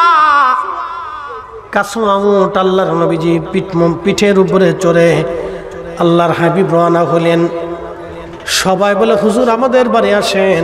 আল্লাহর নবী বললেন না, আমার উট ছেড়ে দাও, সে আল্লাহ কর্তৃক নির্দেশিত। আমার উট যেখানে যার কার বাড়িতে যায় বসবে, আমি নবী তার বাড়িতে অবস্থান নেব। সে আল্লাহ কর্তৃক নির্দেশিত আমার উট, উট আমার আল্লাহর কথা শুনবে। আজ একসাথে বলবেন আল্লাহু আকবার। তাহলে উটও কার আইনে চলে? কথা কন না কেন? কার? আল্লাহর আইনে চলে। এই উট জাহাজ যেখানে যে বসবে, আমি নবী সেখানেই যাব। হযরত রাসূল করিম সাল্লাল্লাহু আলাইহি সাল্লাম উট ছেড়ে দেয়া হলো। উটটা ছেড়ে দেওয়ার পরে সর্বপ্রথম উট আইসা বসলো বর্তমানে মসজিদে নববীর মূল জায়গাটা যেখানে, এই মূল জায়গার মূল দরজার সামনে উট এসে বসে গেল। একসাথে বলবেন না মারহাবা। মসজিদে নববীর মূল রিয়াজুল জান্নাহ, খুজরা মুবারক, রওজা মুবারক পুরাটাই ছিল মসজিদে নববীর অংশ। এইখানে যে মূল দরজা, এই দরজার সামনে উট এসে বসে গেল। উট আবার উঠে গেল। যেতে যেতে যেতে যেতে হযরত আইয়ুব আনসারী রাদিয়াল্লাহু আনহুর বাড়িতে যে উট বসে গেল। হযরত আইয়ুব আনসারী বলেন, ইয়া রাসূলুল্লাহ, উট তো আমার এখানে বসে গেছে, নবী গো আপনি আমার মেহমান, অতএব মাল সামানা উটের পিঠ থেকে নামাইয়া আমি নিয়ে যাব। হযরত আইয়ুব আনসারীর বাড়ি ছিল দ্বিতল, 2 তলা বিশিষ্ট বাড়ি। আল্লাহর নবীকে বলা হল, ইয়া রাসূলুল্লাহ আপনি উপরে চলে যান। আল্লাহর নবী উপরে চলে গেলেন, কিন্তু মানুষ আসে, সাহাবীরা আসে, নবীজির সঙ্গে কথাবার্তা দেখা সাক্ষাতের প্রয়োজন হয়, দোতলায় অসুবিধা হয় বিদায় আল্লাহর নবী আইয়ুব আনসারীকে বললেন, তুমি উপরে চলে যাও, আমি নিচে থাকি। দেখেন সাহাবীদের আদব কি ছিল, সাহাবীদের রাসূল প্রেম কত কঠিন, কেমন আদব ছিল সাহাবীদের। নবী বলেন, আইয়ুব আনসারী তুমি দোতলায় যাও, আমি নিচে থাকি। সাহাবীরা আসবে, আমি সাহাবীদের সাথে কথা বলবো, দেখা করব, আমার অসুবিধা হয় উপরে গেলে। আল্লাহর নবী সাহাবী আইয়ুব আনসারী উপরে চলে গেলেন তেনার স্ত্রীকে নিয়ে। পানি পড়ে গেল ঘটি থেকে পানি পড়ে যাওয়ার পরে, শীতের দিন তার একটা মাত্রই কম্বল ছিল। চিন্তা করলো, এখন এই পানি যদি নিচে পড়ে রাসূল করিমের কষ্ট হয়, ওই পানিটা ধরে রাখার জন্য তাড়াতাড়ি একটাই কম্বল দিয়ে পানিটা ধরে রাখলেন। কম্বল ভিজে গেল, কিন্তু আইয়ুব আনসারীর একটা চিন্তা, কম্বল নিয়ে চিন্তা না। বিবিকে ডাক দে, বলে বিবি রে, রাসূল করিম নিচে আর আমি উপরে। আল্লাহু আকবার, না না আরো জোরে বলেন। বিবি রে, নবী নিচে আর আমি উপরে, কি করে রাসূলের নিচে দিয়ে আমি উপরে ঘুমাবো? এটা বেয়াদবি না, বিবি মরে যাব, মরে গেলেও রাসূল নিচে থাকবে আর আমি উপরে থাকবো, এটা হবে না। আমার নবী উপরে থাকবে, আমরা নিচে থাকতে হবে, কারণ রাসূলকে নিচে দিয়া আমি আইয়ুব আনসারী উপরে থাকতে পারবো না। স্ত্রী বলল, হ্যাঁ স্বামী কথা তো সত্য, রাসূলকে নিচে দিয়ে আমি কি করে উপরে থাকবো? না না না, নবীকে নিচে দিয়ে উপরে থাকতে পারবো না স্বামী আমার, এটা চরম বেয়াদবি নবীর সঙ্গে, এটা হয় না স্বামী গো, এটা হতেই পারে না। রাসূল উপরে আসবে, আমরা নিচেই থাকবো, নবী নিচে থাকবে আর আমি উপরে থাকবে, এটা হবে না। কি চমৎকার আদব ছিল তাদের মধ্যে, ভাষায় প্রকাশ করার মতো না, এতই সুন্দর আদব তাদের মধ্যে ছিল, এতই রাসূল প্রেম তাদের মধ্যে ছিল। সারা রাত্র ঘুমান নাই, একই চিন্তা। হযরত আইয়ুব আনসারী রাদিয়াল্লাহু আনহু সারা রাত্র ঘুমাইলেন না, একটাই চিন্তা, রাসূল নিচে আর আমরা উপরে, কি করে নবীকে নিচে দিয়ে আমরা উপরে থাকবো? না না, এটা হতেই পারে না, নবীকে নিচে দিয়ে আমি উপরে থাকবো, এটা হতে পারে না। সকালবেলা হযরত আইয়ুব আনসারী নিচে নামলেন, নবীর কদমে আরজি করলেন, ইয়া রাসূলুল্লাহ। আইয়ুব আনসারীর কলিজায় কি করে সাহস হবে, আপনি নবী নিচে থাকবেন আর আইয়ুব আনসারী উপরে থাকবে, নবীকে নিচে দিয়ে আমি উপরে থাকতে পারবো না, নবী গো এটা আমার পক্ষে সম্ভব হবে না। এরপর আল্লাহর নবী বলেন, ঠিক আছে তোমরা নিচে থাকো, আমি উপরে চলে গেলাম। এটার নাম আদব, এটার নাম ভালোবাসা। এগুলি দলিল দিয়ে হয় না বাপ, হৃদয় থেকে নিতে হয়। কথা কর না কেন, জোরে বলেন, হৃদয় থেকে নিতে চাই। আমরা ইয়া নবী সালামু আলাইকা বললে দাঁড়াই, কি কথা কর না কেন, জোরে বলেন, দাঁড়াইনি? কথা কর না কেন, দাঁড়াই কেন? দাঁড়া যে রাসূলকে সালাম দিলে আমি কি করে বসে থাকি? সালামটা তো তাজিমের সাথে দেওয়া লাগে। তিনি তো রাহমাতুল লিল আলামিন, আল্লাহর পরেই যার মর্যাদা, আল্লাহর পরেই যার সম্মান, যাকে পাইলে আল্লাহ পাওয়া হয়, যাকে মানলে আল্লাহ মানা হয়, যাকে খুশি করলে আল্লাহ খুশি হয়, যাকে ভালোবাসলে আল্লাহ ভালোবাসা হয়, যার ইত্তেবা করলে আল্লাহর ইত্তেবা হয়, যার জন্য জীবন দিলে আল্লাহর জন্য জীবন দেওয়া হয়, যার আনুগত্য করলে আল্লাহর আনুগত্য হয়ে যায়, যাকে অসন্তুষ্ট করলে আল্লাহ অসন্তুষ্ট হয়, যেই রাসূলকে তাজিম করলে আল্লাহ তাজিম করা হয়। কি কথা কন না কেন, ঠিক আমি সেই নবীকে কি করে বসে সালাম দেব? এটা আমাদের সেন্টিমেন্ট। দলিল পড়ে আইয়ুব আনসারী রাদিয়াল্লাহু আনহুর একটা কথা, রাসূল নিচে, আমি কি করে দোতলায় থাকব? কিন্তু রাসূল তাকে ইজাজত দিছে। সহিহ বুখারীতে হুদাইবিয়ার সন্ধির সময়, মক্কার সেই সন্ধি হুদাইবিয়া, আল্লাহ রাসূল লিখলেন মুহাম্মদুর রাসূলুল্লাহ সাল্লাল্লাহু আলাইহি ওয়াসাল্লাম, মুহাম্মদ আল্লাহ রাসূল। কাফেররা বলল, মুহাম্মদ আল্লাহ রাসূল যদি সন্ধির মধ্যে থাকে, মুহাম্মদুর রাসূলুল্লাহ যদি মাইনেই নিলাম, তাই তো আর মুহাম্মদের সাথে আমরা কোনো ঝগড়া নাই, মুহাম্মদুর রাসূলুল্লাহ শব্দ কাইটে দাও। আল্লাহ রাসূল সন্ধি আনার পরে হযরত আলীকে বলেন, আলী, মুহাম্মদুর রাসূলুল্লাহ শব্দটা তুমি কেটে দাও। আলী বললেন, ইয়া রাসূলুল্লাহ, আমি আলীর পক্ষে মুহাম্মদুর রাসূলুল্লাহ কাটা সম্ভব না। একসাথে বলবেন না আল্লাহু আকবার? না না, জোরে জোরে বুঝাচ্ছি আপনাকে, আরো জোরে। ধুর হইছেন, আরো জোরে বলে। আলীকে রাসূলুল্লাহ বলছেন কাটো, নবীর হুকুম কাটো। আলী বলতেছেন মুহাম্মদুর রাসূলুল্লাহ কাটা আমি আলীর পক্ষে সম্ভব না। কতটুকুন ইশকে রাসূল কলিজার ভিতরে থাকলে একজন সাহাবী রাসূল বলার পরেও নবীর নাম কাটতে চাচ্ছে না। কতটুকুন হৃদয়ে রাসূলুল্লাহর প্রতি তাজিম থাকলে, রাসূলের প্রতি মহব্বত থাকলে একজন সাহাবী নবী হুকুম করার পরেও নাম কাটে না। কতটুকুন অন্তরে তাজিম থাকলে রাসূলুল্লাহ সাহাবী আইয়ুব আনসারী নবী হুকুম করার পরেও বলে আমি উপরে থাকব আর রাসূল নিচে থাকবে, এটা হতেই পারে না। এটা আমাদের পক্ষে সম্ভব না। এগুলি ভাই দলিল দিয়ে হয় না, এগুলি অন্তরের ভালোবাসা দিয়ে হয়। কথা কন না কেন, ঠিক কিনা? গসলুল মালায়েকা হযরত হানজালা উহুদের ময়দানে চলে গেছিলেন, দলিলে না ভালোবাসা? একসাথে বলবেন, দলিলে না ভালোবাসা? ভালোবাসা। ফরজ গোসল বাদ দিয়ে তিনি উহুদে চলে গেলেন, দলিলে না ভালোবাসা। মালিক ইবনে সানানা রাদিয়াল্লাহু আনহু উহুদে নবীজির রক্ত পান করছিলেন। সাহাবে কেরাম বলেন, রক্ত ফেলে দাও। মালিক ইবনে সানানা জবাব দিল, আমি জিন্দা থাকতে রাসূল কারীমের পবিত্র রক্ত মাটিতে পড়তে দেব না। আল্লাহর নবী ডাক দিয়ে বললেন, সাহাবীরা রে, তোমরা যদি জান্নাতি মানুষ দেখতে চাও তো আমার মালিক ইবনে সানানার দিকে তাকাও। আমার রক্ত যার শরীরের রক্তের সাথে মিশে গেছে ও জাহান্নামে যেতেই পারে না। একসাথে বলবেন না আল্লাহু আকবার? আর আমার দেশে বুকে হাত বাঁধা মৌলবী ওয়াজ করে রাসূলের আব্বা আম্মা দুইজন জাহান্নামে চলে গেছে।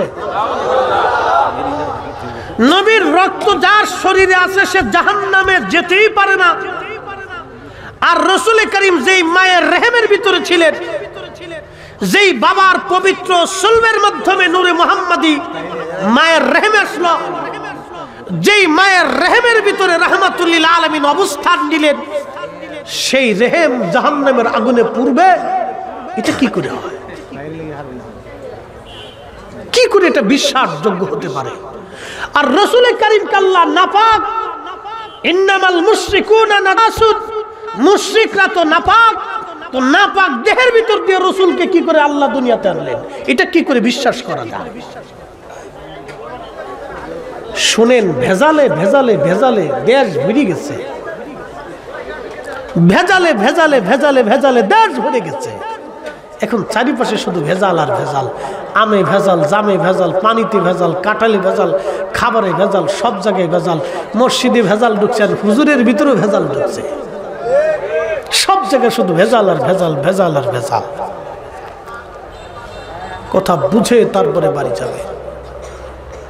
সাহাবা ইকরামের আদব প্রেম ছিল এরকম। রাসূল কারীমের ব্যাপারে তারা খুব সেনসিটিভ ছিলেন এবং খুব সচেতন থাকতেন। দরবারে মুস্তাফাতে, দরবারে রাসূল করিম সাল্লাল্লাহু আলাইহি সাল্লামের বারগাহে সাহাবা ইকরাম চুল পরিমাণ বেয়াদবি বরদাস্ত করতে পারতেন না। প্রিয় ভাইরা আমার, এইরকম হাজার হাজার সাহাবীদের জীবনী আসছে। জীবনের সর্বক্ষেত্রে তারা রাসূল করিমকে প্রাধান্য দিতেন, আল্লাহর নবীকে ভালোবাসতেন। ভালোবাসার মাত্রা এতই পরিমাণে ছিল, জীবনটাকে পর্যন্ত তারা তোয়াক্কা করতেন না। হযরত আইয়ুব আনসারী রাদিয়াল্লাহু আনহুর একটা ঘটনা আপনাদেরকে শোনাইলাম। এরকম হাজার হাজার সাহাবী ছিলেন যারা জীবনের সব কিছু উজাড় করে দিয়ে নবীকে ভালোবাসতেন এবং ভালোবেসে গিয়েছেন। শুধু সাহাবী না, সাহাবীদের পরেও অনেক বড় বড় আইম্মায়ে কিরাম, তাবেঈনে কিরাম তেনারা জীবনের ভিতরে আসছে। ইমাম মালিক ৮০ বছর মদিনার ভিতরে জুতা স্যান্ডেল পরেন নাই, কোনদিন মদিনার হাউদের মধ্যে তিনি থুতু পর্যন্ত ফেলেন নাই, পায়খানা পেশাব পর্যন্ত কখনো করেন নাই। জিজ্ঞেস করা হলো, ইমাম মালিক আপনি কেন মদিনার সীমানার ভিতরে পায়খানা পেশাব করেন না? কেন আপনি মদিনার সীমানার ভিতরে আপনি থুতু ফেলেন না? কেন মদিনার সীমানার ভিতরে আপনি জুতা স্যান্ডেল পরেন না? ইমাম মালিক বেশি দলিল দেন নাই, একটা দলিল দিয়েছিলেন, হে দুনিয়ার মানুষ, যেই মাটির ভিতরে রাহমাতুল লিল আলামিন ঘুমাই রয়েছে, যেই মাটির ভিতরে রাহমাতুল লিল আলামিন ঘুমায়, ওই মাটিতে আমি কি করে জুতা পরব, কি করে আমি থুতু ফেলবো, কি করে আমি পায়খানা পেশাব করব? আমি ইমাম মালিকের পক্ষে এটা সম্ভব না। একবার জোরে বলা যাবে কি আল্লাহু আকবার? এটা ছিল সাহাবে কিরামের ভালোবাসা, রাসূল প্রেম, আইম্মে কিরামের রাসূল প্রেম। পায়ের মধ্যে ফুসকা পরে ইমাম মালিকের ঘা হইতো, রক্ত পড়তো গরমের দিনে, তারপর জুতা পরতেন না। আমাদের মাযহাবের ইমাম ইমাম আবু হানিফা রাহমাতুল্লাহ আলাইহি মক্কায় হজ করে মদিনাতে গেলেন। মদিনায় যাওয়ার পরে মাত্র 7 দিন পরে ইমাম মালিকের কাছে বিদায় চাইলেন, ইমাম মালিক আপনি আমার মদিনার থেকে বিদায় দেন। ইমাম মালিক আর ইমাম আজম আবু হানিফার সমসাময়িক ইমাম, উনি মদিনার ইমাম, উনি তখন ইরাকের কুফা নগরীতে।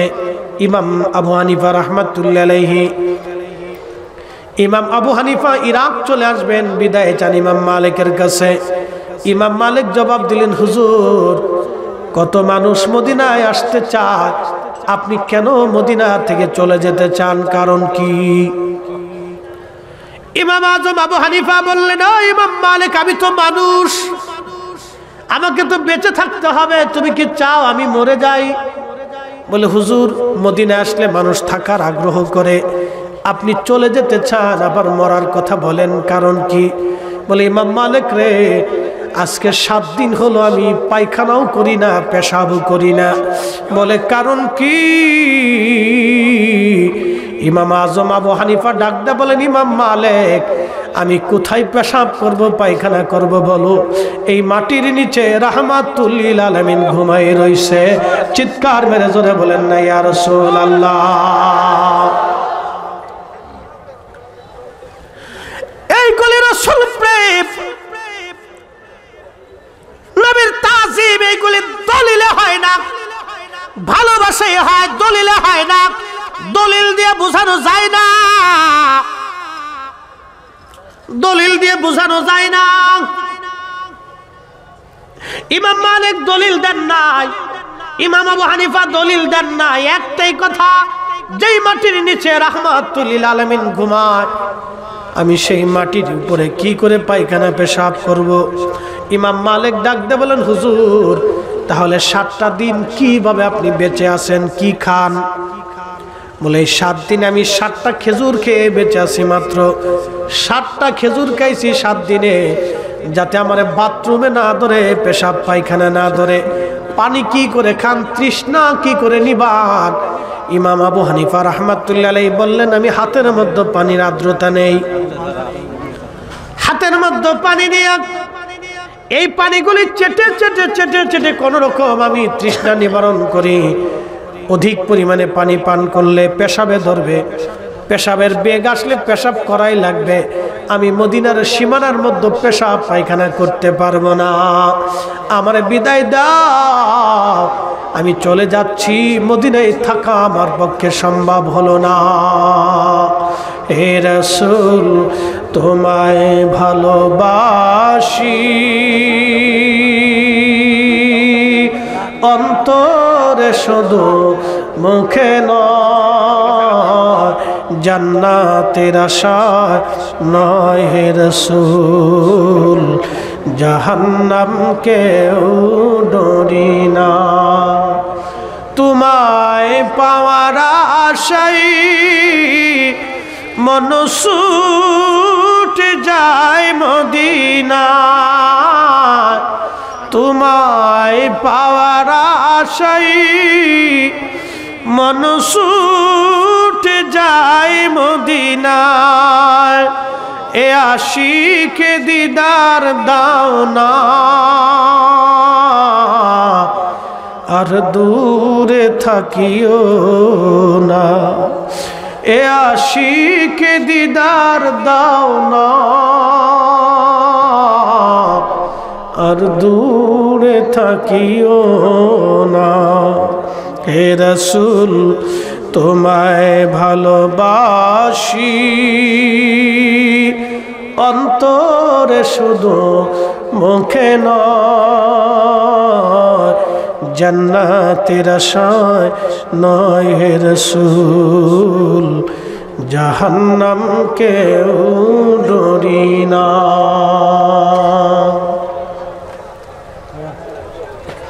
এই জন্য এগুলি আপনাদেরকে দলিল দিয়ে বোঝানো সম্ভব না। কেউ অন্তর থেকে যদি রসুল না মানে তাকে দলিল দিয়ে মানানো যায় না। কি কথা বলেন, ঠিক কিনা? দলিল দিয়ে মানানো, পিরিতি আর মুরিদি জলিল দিয়ে হয় না, ভালোবাসাও এ জোর করে হয় না, এটা অন্তর থেকে আসতে হবে। তো আল্লাহ যাকে কবুল করে তার কলিজায় রসুলের তাজিম ঢুকায়, যার নসিবে নাই তার কলিজাতে রসুলের করিমের তাজিম আসে না, সে দলিল খুঁজে আর বেদাত খুঁজে। কথা বলেন ঠিক কিনা? সে বেদাত খুঁজে। এইরকম পৃথিবী বিখ্যাত আল্লাহর ওলি যারা ছিলেন, বিশ্ববিখ্যাত আলিম যারা ছিলেন, এখন আপনাদেরকে প্রশ্ন করি, যারা বেদাতের তবকা খুঁজে শুধু বলে বেদাত বেদাত বেদাত, সাহাবীরা করে না এটা বেদাত। আচ্ছা, রসুল করিমের 10,000 সাহাবীর পবিত্র মাজার আছে জান্নাতুল বাকিতে, 10,000 সাহাবী, বিশ্ববিখ্যাত তাবি আহলে বাইতে রসুল, প্রিয় নবীর আহলে বায়াতের ভিতরেও ওইখানে অনেক ঘুমিয়ে গেছেন। কেউ তারা মদিনাতে জুতা স্যান্ডেল ছাড়া থাকলেন না, সবাই জুতা পরলেন, থুতু ফেললেন, পায়খানা পেশাব করলেন। তো ইমাম মালিক, ইমাম আবু হানিফা তারা কেন জুতা পরলেন না, পায়খানা পেশাব করলেন না, কারণটা কি? তাহলে তারা কি সাহাবায়ে কেরামের বিপরীত করার কারণে তারা কি বেদাতি?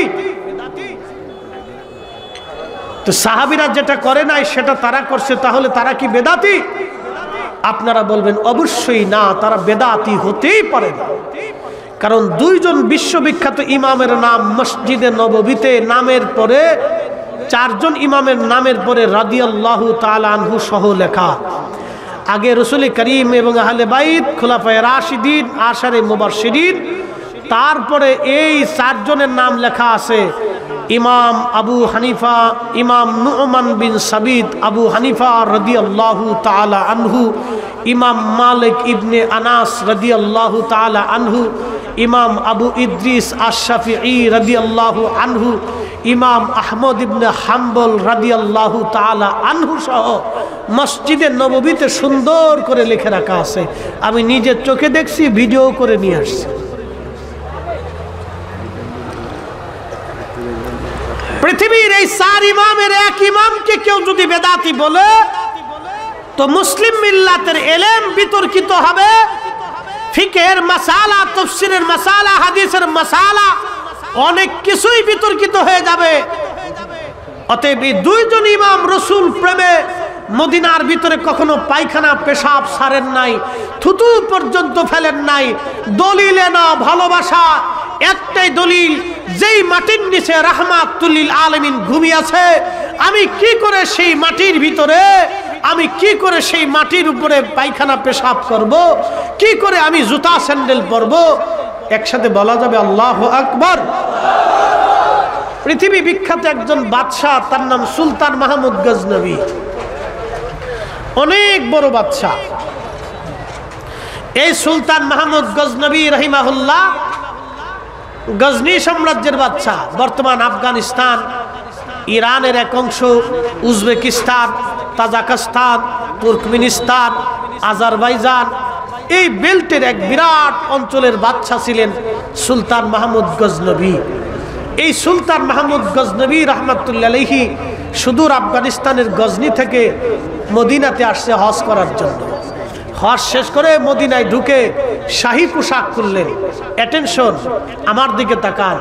আমরা তো একটু এলেম হলেই খালি লাফালাফি আর ফালাফালি করি, মনে করছি বিরাট কিছু শিখছি, বিরাট কিছু জানছি। হ্যাঁ, অনেকে বলে আইয়ো আমার সাথে কেডাই বহস করবা, বাপের বেটা থাকলে বহসে বসো। উনি বুঝাইতে চাচ্ছেন উনি শুধু বাপের বেটা, দুনিয়াতে আর কেউ বাপের বেটা নাই। আরে বেটা, তোমার আগে জমিনে যারা ঘুমিয়ে গেছেন, শায়েখ আব্দুল হক মুহাদ্দিস দেহলভী, যিনি মিলাদ কিয়ামের উসিলা ধরে আল্লাহর কাছে দোয়া করছেন, শাহ আব্দুর রহিম মুহাদ্দিস দেহলভী মিলাদুন নবীর মাহফিল করার জন্য রাসূল কারীমকে স্বপ্ন দেখেছেন, শাহ আব্দুল মুজা মুহাদ্দিস দেহলভী, শাহ ওয়ালিউল্লাহ মুহাদ্দিস দেহলভী মক্কা থেকে খালি পায়ে হেঁটে মদিনাতে গেছেন যে রাসূলের দরবারে যাব, আমি জুতা পরে কেমনে যাব? উন্ডাদের মতো মুহাদ্দিসরা যারা পেশাব করে দিলে তোমরা আমার মতো মৌলবী ভাইসে চলে যাবে, তাদের জুতার ওজনের সমান আমাদের ওজন হবে না। হাই হাই হাই, তাদের এলেমের এক পাল্লায় এলেম দিলে আর আমরা তামাম দুনিয়ার আলেমদেরকে আর এক পাল্লায় দিলে তাদের এলেমের সমান হবে না। তাদের মতো আলেমরা দরবারে মুস্তাফার ব্যাপারে খুব আদবের সাথে কাটাইতেন। আর তুমি তো লাফালাফি ফালাফালি করতেছ। শোনো, এইগুলি লাফালাফি ফালাফালি রাসূল কারীমের ইজ্জতের বিরুদ্ধে চলে না, চলে না। কথা কন ঠিক না বেটে? চলে না।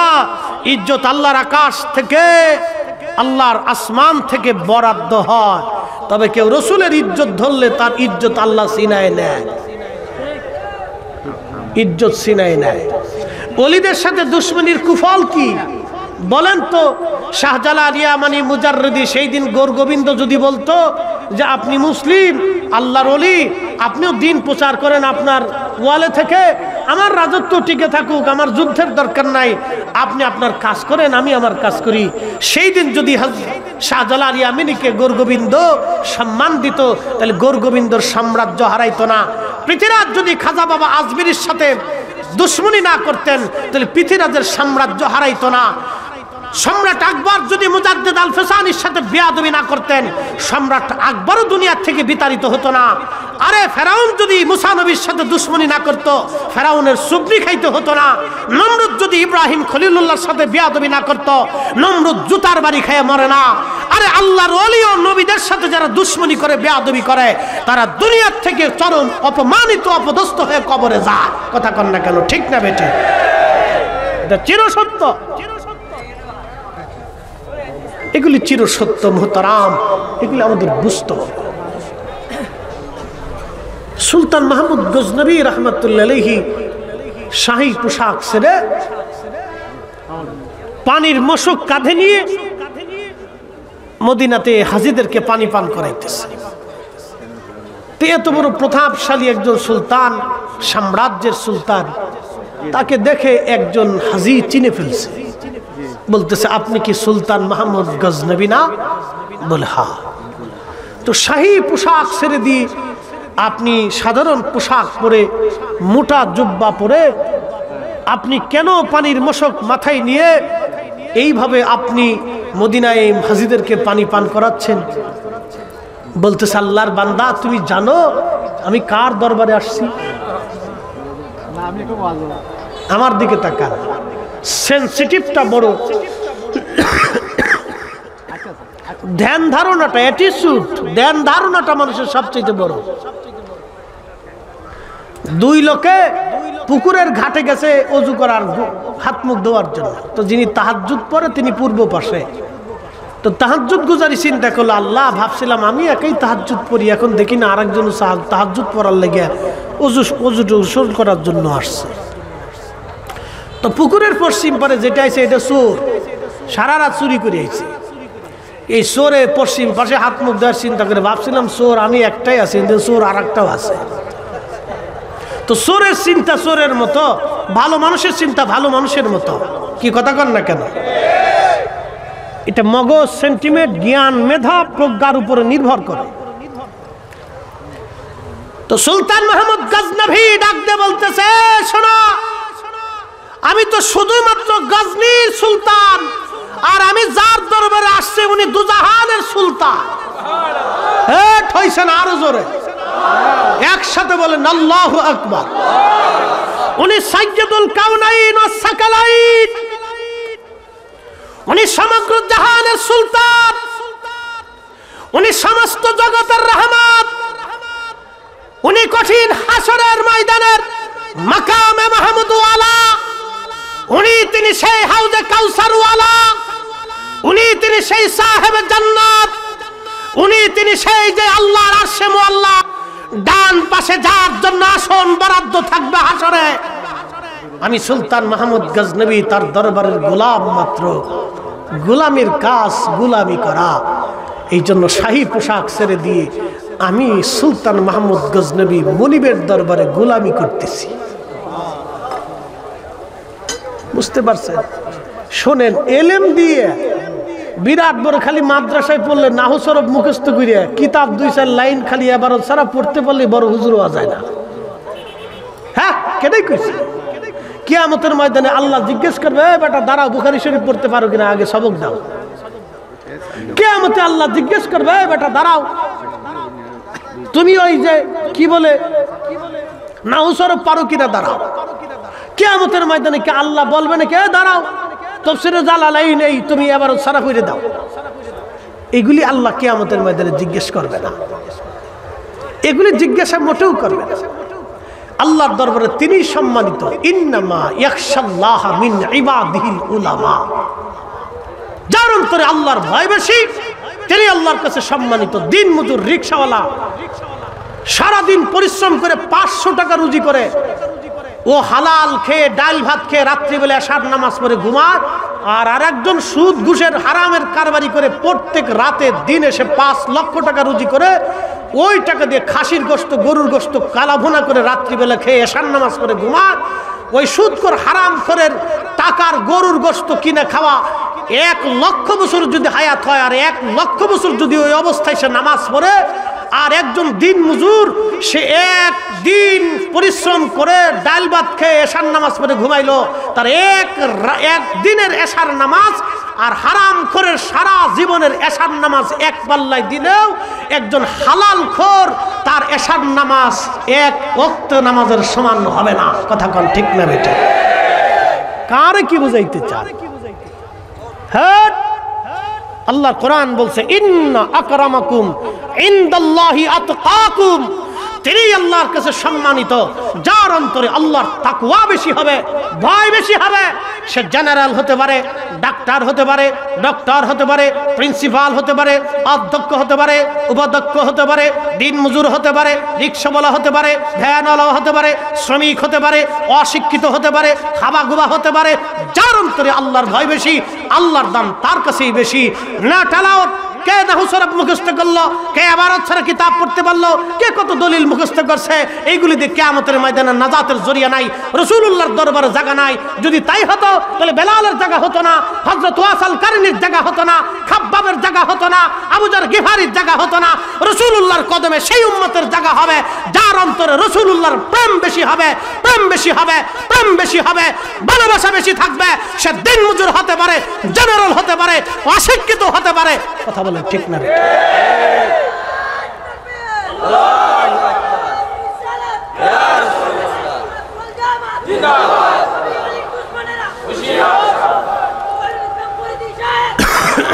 আর দরকার নাই, ওয়াজ আমার শেষ।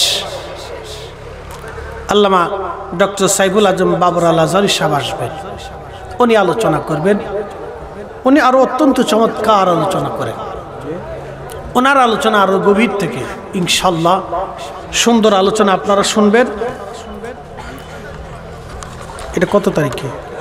ওই 15 তারিখে ইনশাল্লাহ আমি আসব ফরিদপুর সরকারি প্রাথমিক বিদ্যালয় পশ্চিম সংলগ্ন মাঠে 15 তারিখে ইনশাল্লাহ ওখানে আসবো, ওখানে থাকবেন ইনশাল্লাহ। আল্লাহ সকলকে কবুল করুক। আরো ওলামা ইকরাম থাকবেন, আরো আছেন কয়টা? বাপরে বাপ। এটা কবে? 21শে জানুয়ারি। এটা 21শে জানুয়ারি। এটা হলো রাউতগাঁও সরকারি প্রাথমিক বিদ্যালয় সংলগ্ন মাঠ। এখানে আমি বাদশা থাকবো, আল্লামা তাহিরি সাহেবও থাকবেন, মুফতি আমজাদ হোসেন জালালি ভাইও থাকবেন, আরো অনেক ওলামা ইকরাম থাকবেন ইনশাল্লাহ। আল্লাহ আমাদের সকলকে কবুল করুক, বলেন আমিন। তো এখানে আজকের এই আলোচনায় আনসারি ভাই এবং সবাই মিলে এই শানখোলা জনকল্যাণ সংস্থার প্রত্যেকজন সদস্য খুব উত্তম মন মানসিকতার পরিচয় দিয়ে বাংলাদেশের প্রখ্যাত উলামায়ে কেরাম ওয়াইজেনে কেরামকে দাওয়াত দিয়ে আপনারা এখানে আনছেন কিছু কথা শোনার জন্য। আমরা কেউ নির্ভুল না, আমরা কেউ ভুলের ঊর্ধ্বে না। আমাদের ভুল হতে পারে, কোনো ভাই মনের অজান্তে কথায় কষ্ট পেলে আল্লাহর হস্তে ক্ষমা করবেন। আল্লাহ প্রত্যেকের তৌফিক দিক, বলেন আমিন। আনসারি ভাই, আনসারি ভাই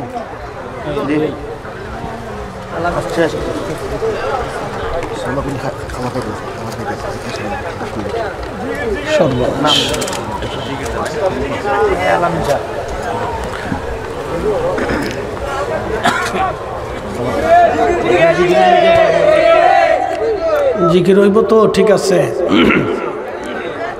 সময়ের ব্যাঘাত ঘটলে আমাদের আবার একটা সমস্যা, আমাদের তো সিরিয়াল মেনটেন করা, বুঝছেন না? সময়ের 10 মিনিট পার হয়ে লেগে আবার রাস্তায় 10 মিনিট 20 মিনিট এদিকে শেষ হলে পরে আবার বের লেগে যায়। পরে কমিটি কবে হুজুরের টাইম মতো আসে না, অসুবিধা, নানান সমস্যা। আসেন আমরা একটু জিকির করি। ইসমে জাদ আল্লাহ আল্লাহ আল্লাহ আল্লাহ। হয় না, হয় না, জবান খুলে আল্লাহ আল্লাহ আল্লাহ আল্লাহ আল্লাহ।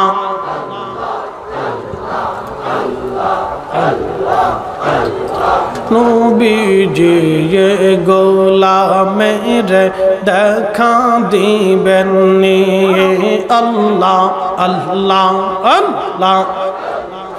কাঙ্গালে রে দেখা দিবেন এই নবীজি কোন সাধনে পাইব তোমায় আল্লাহ আল্লাহ আল্লাহ।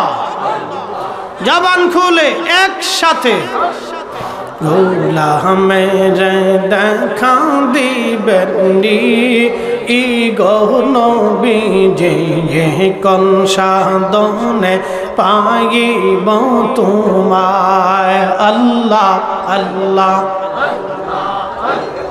বনের যত পশু গণ ভক্তি করতই দুই চরণ মেঘমালা সায়া দিত গা আই নবীজি কোন সাধনে পাইব তোমায় আল্লাহ আল্লাহ আল্লাহ আল্লাহ।